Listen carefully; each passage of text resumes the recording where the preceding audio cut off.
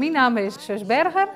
Ik ben de directeur van Kraamzus. Ik heb Kraamzus in 2006 oprichten. Wat ik heel belangrijk vind in de kraamzorg is dat het gezin in kraamzorgster schucht de hele week. En dat er geen wisseling is. Daarnaast vind ik het heel belangrijk dat we onze kraamzorgsters op die school binnen, dus professionele ervaren kraamzorgsters hebben.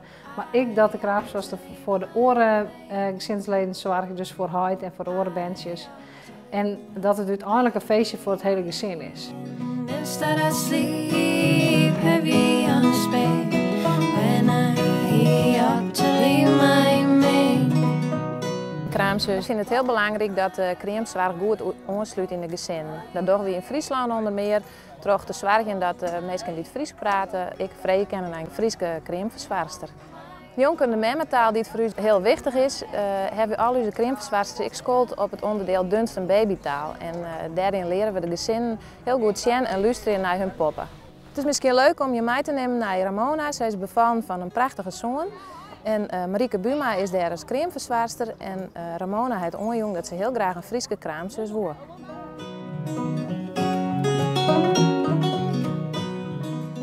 Friese kraamverzorgster, ja, dat liep mij gewoon heel prettig. Als het net goed gaat, dan uit ik me toch het luisteren in de Friese taal.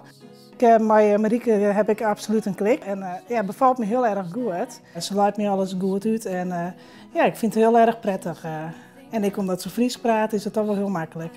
Ik denk dat Mart gewoon tweetalig opgevoed wordt, want nou ja, zijn heid is dan inderdaad Nederlands en zijn opa en oma ben ik Nederlands, dus ja, die ken ik de Friese taal net.